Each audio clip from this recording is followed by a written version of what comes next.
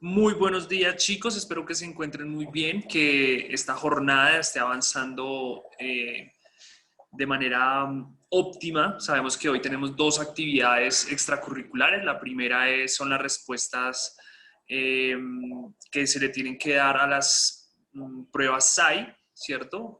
Contestar estas preguntas. Recuerden que tienen clase hasta las 11:50 y de ahí en adelante tienen todo el tiempo para responder esas preguntas de las pruebas SAI. Ahora, las personas que no tienen el cuestionario, ¿cierto? Que no están en esta actividad, por favor aprovechen el tiempo y hagan las actividades que estén pendientes para esta semana o quizás para la otra.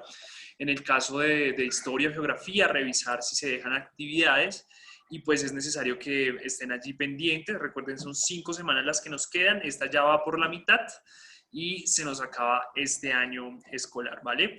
Entonces, si hay dudas, inquietudes, no olviden escribirme. Saben que a través de Fidias o desde cada director de curso pueden poner allí sus preguntas, sus dudas y le vamos a dar respuesta a esos problemas o trámites que ustedes tengan que hacer. ¿Listo?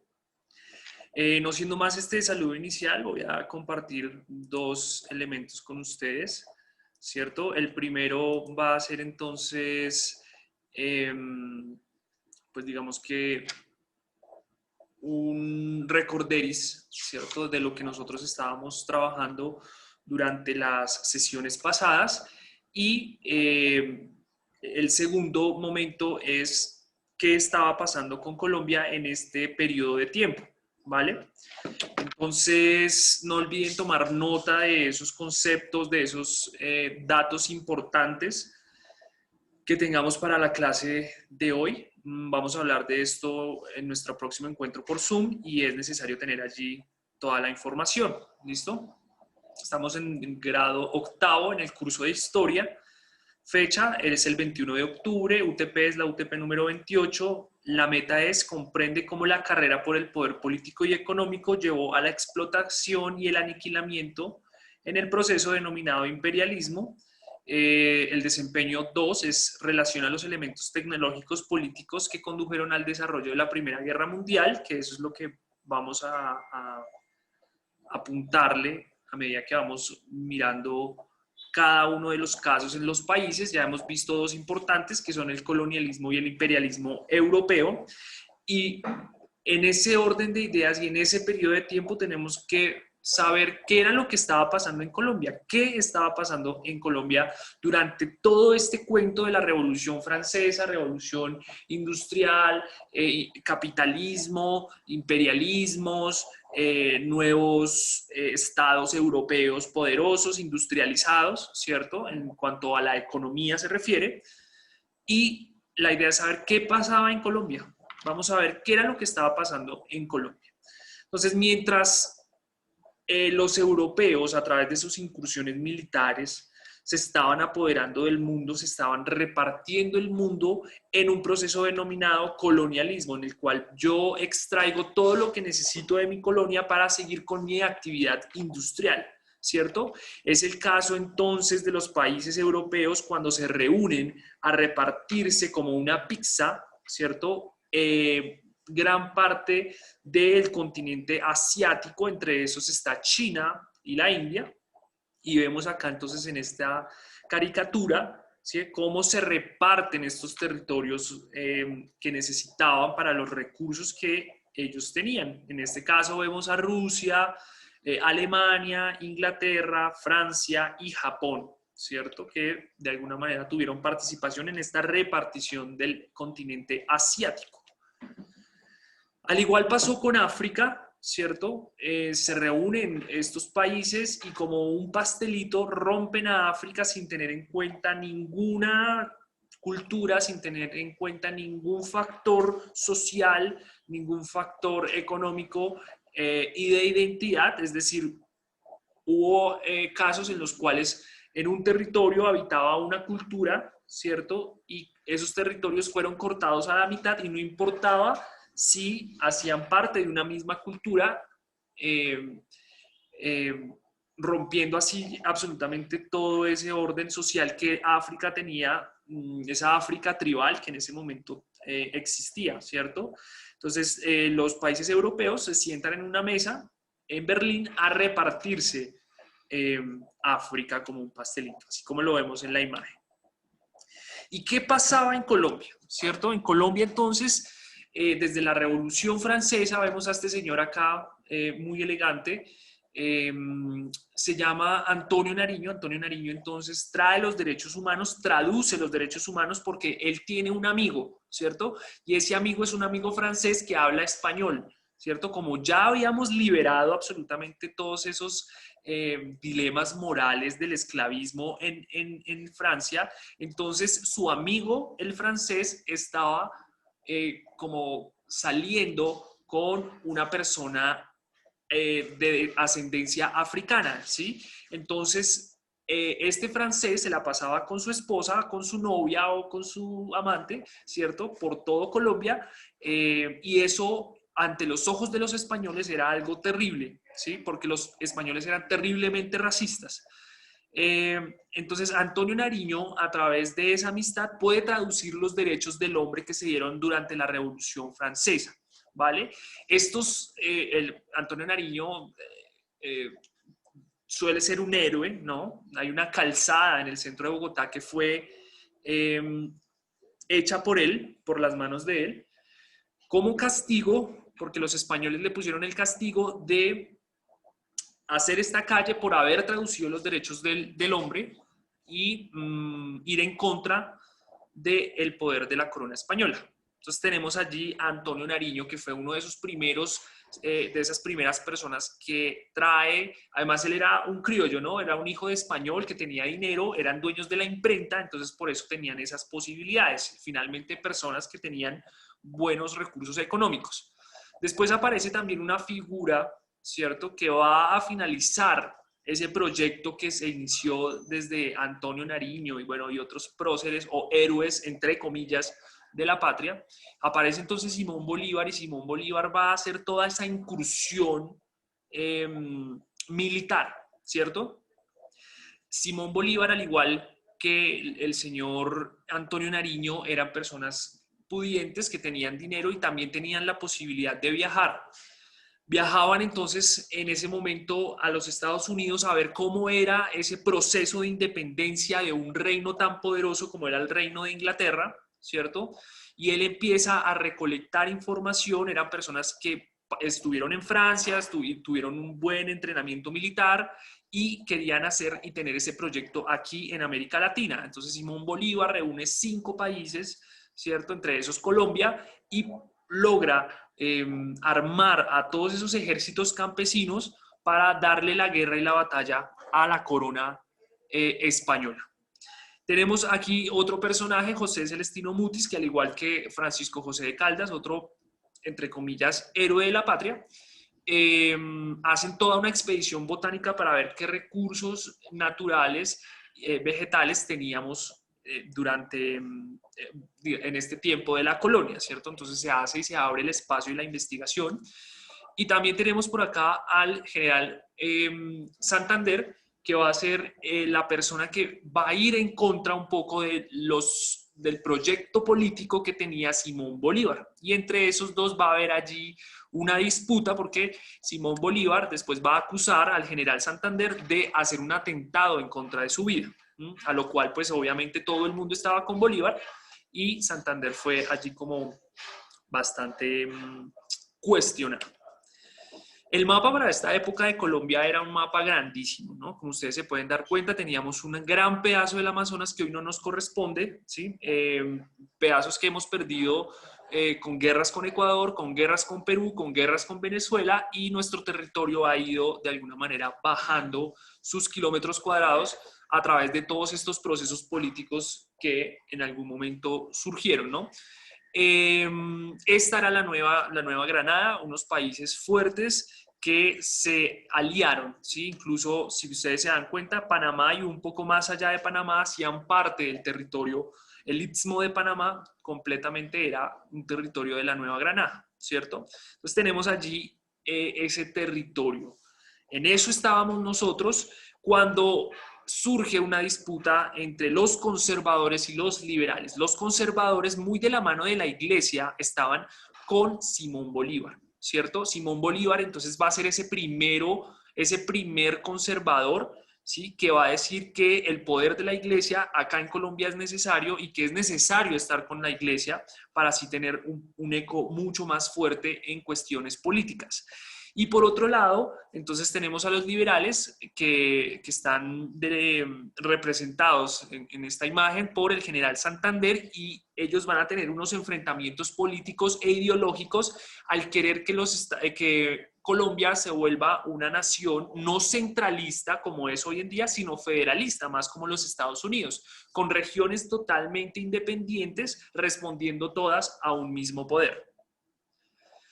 Estas dos ideologías se enfrentaron durante mucho tiempo y este primer enfrentamiento va a ser ese enfrentamiento que va a abrir, ¿sí?, una herida profunda en la sociedad colombiana, y es la guerra entre los liberales y conservadores. Por allí va a haber otra guerra que lo vamos a ver en un videito a continuación, y de alguna manera van a surgir movimientos armados que están en contra de los conservadores o de los liberales, ¿cierto? Entonces va a haber un enfrentamiento allí armado entre liberales y conservadores, y quizás nuestros abuelitos también fueron testigos de ese tipo de guerra, ¿sí? Mi abuelo, por ejemplo, me comentaba que habían departamentos que eran totalmente conservadores, incluso en Bogotá habían barrios que eran totalmente conservadores y no podían ver una persona o identificar una persona liberal porque inmediatamente la mataban, ¿sí?